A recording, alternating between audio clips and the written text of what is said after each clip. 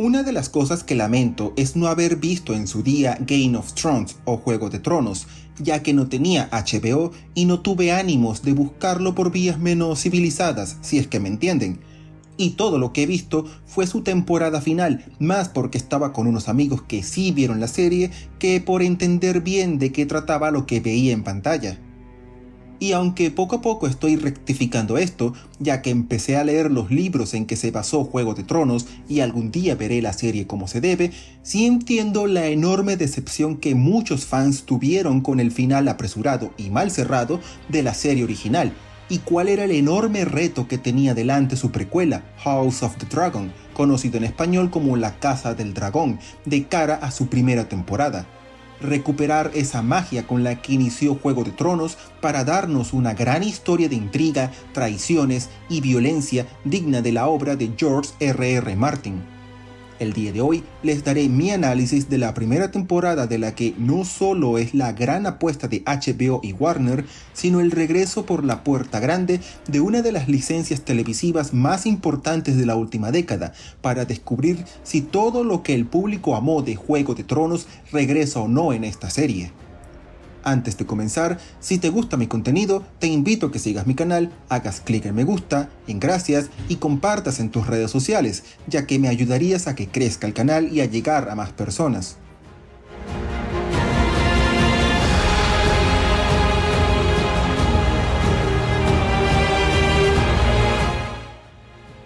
«172 años antes del nacimiento de Daenerys Targaryen, su casa gobierna todo Westeros con el poder de los dragones.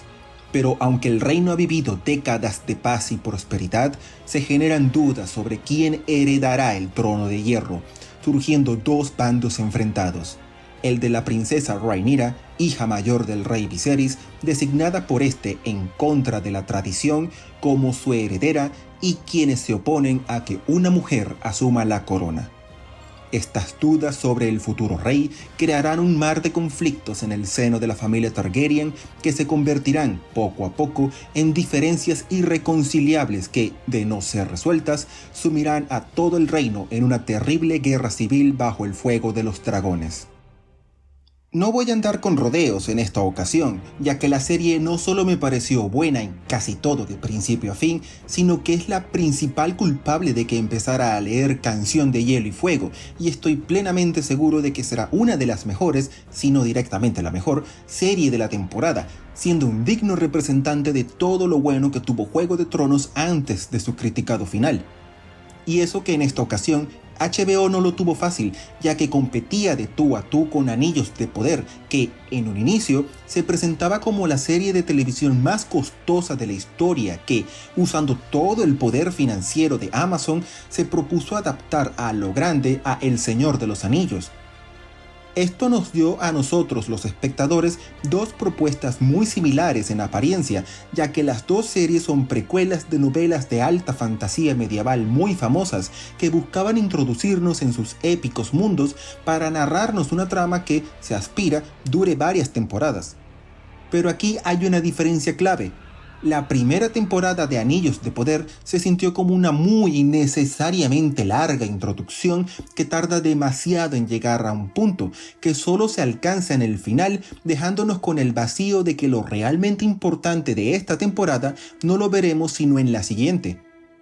House of the Dragon, en cambio, aunque también tiene toda su primera temporada como una larga introducción, se siente mucho mejor, ya que presenta varias tramas con inicio, desarrollo y final que, en conjunto, ocasionan la cadena de eventos que iniciarán la ya inevitable guerra civil por definir quién será el heredero al trono de hierro, por lo que se siente mucho más satisfactorio en darnos respuestas sobre la trama central de esta temporada, al tiempo que sienta las bases para lo que sucederá en las siguientes.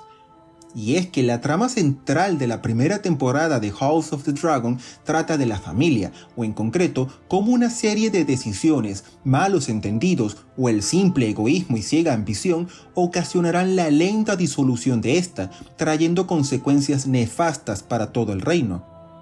A diferencia de Juego de Tronos, que se centraba más en el drama político y bélico de las casas nobles de Westeros y el cómo terminaban afectando a los personajes y sus familias, House of the Dragon se siente más como una telenovela centrada en los dramas familiares de los Targaryen y cómo se dividen por sus intereses, puntos de vista y hasta estilos de vida diferentes, y el cómo esto poco a poco va afectando a la política del reino, que eventualmente se verá sumida en la guerra por las diferencias internas de los Targaryen. House of the Dragon es una serie más centrada que Juego de Tronos que, no en vano, te presentaba a varias casas, como los Stark, los Baratheon, los Lannister, los Frey y muchas otras, cada una con sus propios personajes, tramas, intereses, aliados, enemigos y ubicados en lugares distintos del mundo, por lo que el salto entre varias tramas es una constante, tanto en estos libros como en Juego de Tronos, que hace todo un pequeño reto seguir cada historia sin perderse.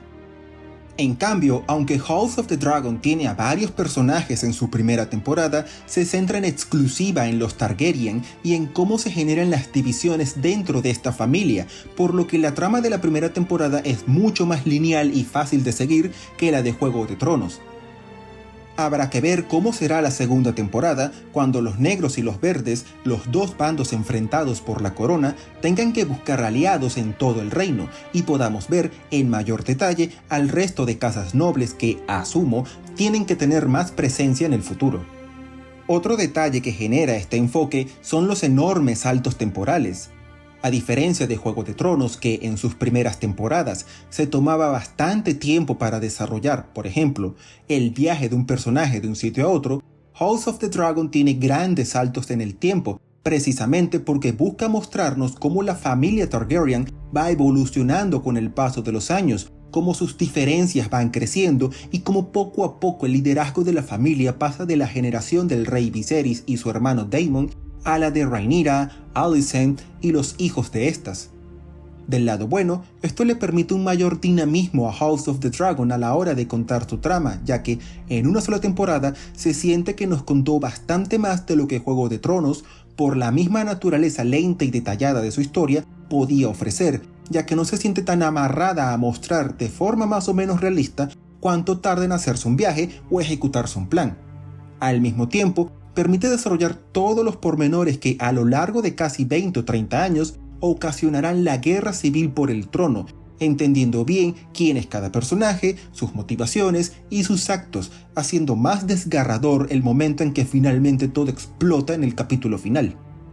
Por el lado malo, estos grandes saltos en el tiempo implican dificultades a la hora de representarlo en pantalla. Algunos, como el rey Viserys, están magníficamente representados al ver cómo envejece y enferma con el pasar de los años. Otros, como Rhaenyra, Alicent y los hijos de estas, simplemente cambiaron de actores para representar su paso de adolescentes a adultos. Pero en muchos otros casos, como Daemon, Rhaenys, Corlys Velaryon, Otto Hightower, Sir Criston Cole, se usan a los mismos actores, prácticamente sin maquillaje, efecto digital de rejuvenecimiento o algo que dé a notar el paso del tiempo. Y esto es especialmente notable porque desde el prólogo hasta el final de la temporada pasan al menos 30 años. Solo con Daemon se intenta algo y no pasa de cambiar su corte de cabello. Esto causa que en la segunda mitad de la temporada cueste creer que Daemon y Viserys sean hermanos, porque el primero no ha envejecido y el segundo parece un muerto en vida, o que Rhaenys, Corlys o Sir Criston Cole parecen haber bebido de la fuente de la eterna juventud al no haber cambiado en nada en 20 años o más, cosa que se nota más cuando están al lado de Rhaenyra y Alicent, quienes sí han envejecido. Se hubiera apreciado que se hiciera algo para mantener en todos los personajes el paso del tiempo y no solo en unos pocos, ya que se mantendría mejor la coherencia de la trama. Pero al final este es un detalle al que uno se acostumbra y que no opaca el increíble buen trabajo del resto de la trama. Otro detalle que caracteriza a House of the Dragon es una crítica sutil pero muy clara al patriarcado que domina la sociedad medieval de Westeros. No en vano, uno de los grandes desencadenantes de la trama no es la falta de un hijo del rey Viserys que asuma el trono. Él tiene a alguien perfectamente preparado para asumir el rol. El problema es que es Rhaenyra, una mujer. El rechazo ante la sola idea de que sea una mujer y no el primer hijo varón de Viserys quien asuma el trono es lo que terminó ocasionando las discusiones, conflictos y peleas que separarán a la familia Targaryen de una forma que hubiera sido imposible si Rhaenyra hubiera sido un hombre, y demostrando cómo el mero hecho de que ella sea mujer pone en duda su herencia al trono, no importando que sea la hija mayor del rey designada por este como su heredera de forma constante y sonante por 20 años. Pero es también un ejemplo de cómo los deseos e intereses de los hombres llevan a las mujeres de este reino a caminos que no desean. Por ejemplo, Rhaenys, luego de que no fuera nombrada reina, ve cómo su esposo Corlys Velaryon lucha por obtener el poder e influencia que él siente les quitaron injustamente, a costa de la muerte de muchos miembros de su familia, y aun cuando Rhaenys le dice varias veces que a ella ya no le importa ese asunto. Al mismo tiempo, Rhaenyra y Alicent, que son dos buenas amigas que se quieren genuinamente en un inicio, ven cómo son puestas en bandos separados y poco a poco enemistadas por los intereses de sus padres en torno a la herencia y sucesión del trono. Si hubiera sido por Rhaenyra y Alicent, tal vez no habría habido enemistad en primer lugar, o se habría alcanzado algún acuerdo. Pero son los intereses de los grandes lores y señores de Westeros que les rodean que termina llevando a que estas dos antiguas amigas se conviertan en enemigas irreconciliables. Aquí es donde entramos al que, sin lugar a dudas, es el gran eje sobre el que gira la serie: sus personajes que, siendo fieles a la tradición de la obra de George R.R. Martin, son unos repletos de virtudes y defectos. La primera, como no puede ser de otra, es Rhaenyra Targaryen, la hija del rey Viserys y su heredera designada a la corona, quien actúa como una de las grandes protagonistas de la temporada. Ella representa a una mujer cansada de las limitaciones que su época y sociedad impone a las mujeres, que solo las ven como amas de casa y madres que deben dar a luz y criar a los hijos, preferiblemente varones. Su trama nos muestra cómo ella trata de vivir su vida con la mayor libertad y felicidad posible, alejada de las limitaciones que el mundo le impone por ser mujer, aun si eso implica ir en contra de todo lo que su sociedad considera correcto, y el cómo eso a la larga le trae toda una serie de problemas que puede poner en riesgo no solo su reclamo al trono, sino su vida. A ella le sigue su amiga y antagonista Alicent Hightower. Si Rhaenyra es la mujer que busca romper con las limitaciones que le impone su sociedad, Alicent es la que se rinde ante esta, buscando actuar correctamente como hija, esposa y madre, antagonizando con Rhaenyra por cómo ella activamente rompe sin castigo con todo esto, bajo la protección y cuidado de su padre el rey. He visto que algunas personas comparan a Alicent con Cersei Lannister de Juego de Tronos al ser las dos madres que quieren y protegen a sus hijos y maniobran para ocupar el trono ilegítimamente, pero siento que hay una diferencia clave.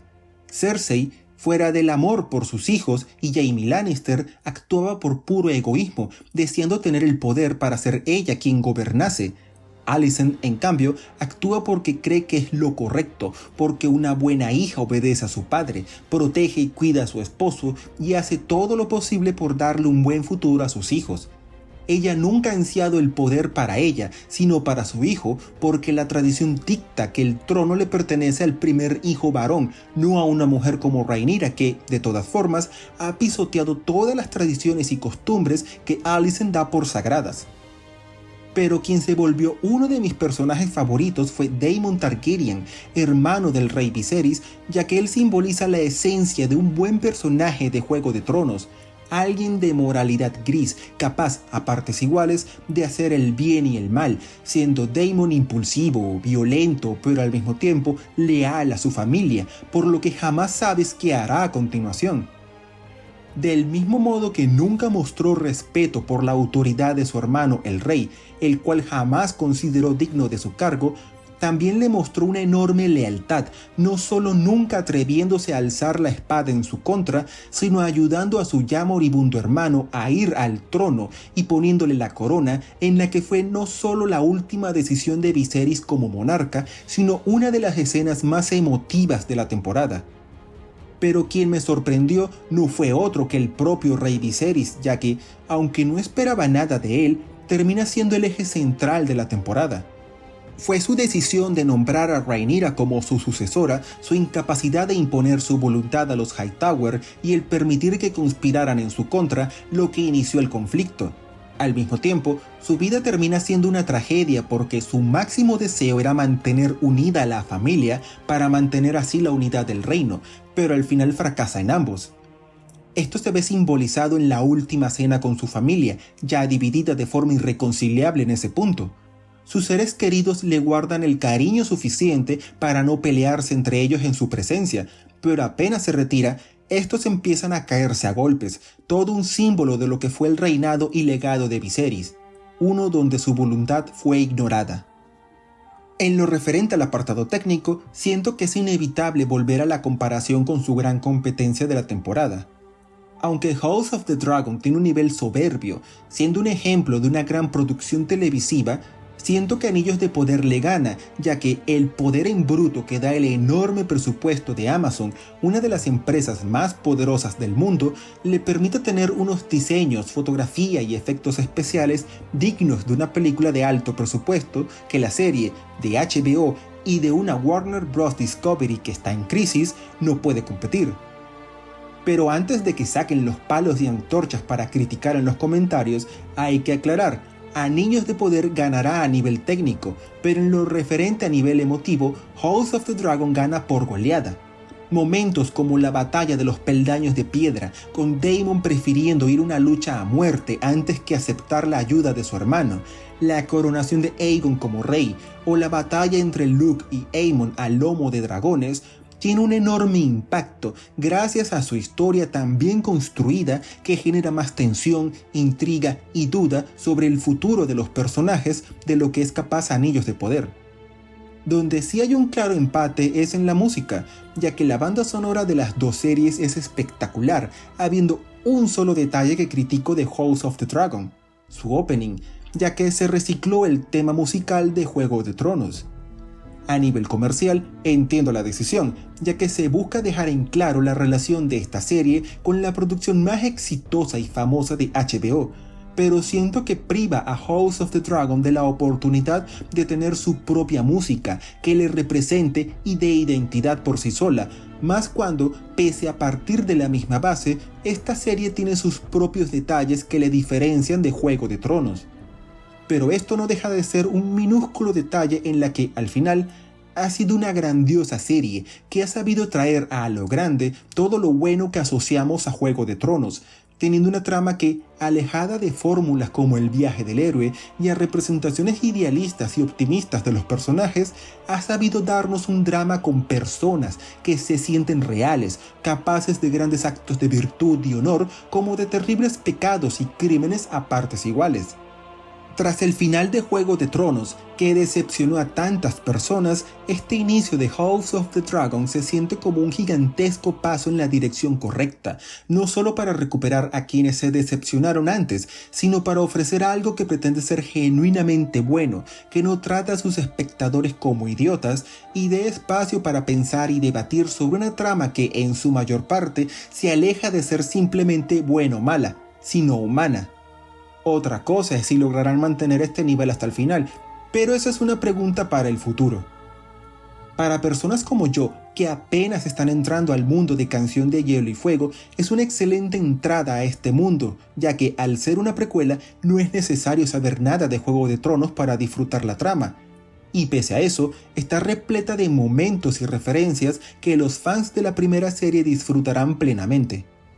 Si buscas una buena historia de fantasía que se enfoque en desarrollar a lo grande su trama y que no se enfoque solo en verse espectacular, te veo a ti, Anillos de Poder, le recomiendo esta serie, cuya primera temporada de 10 episodios ya está disponible en HBO.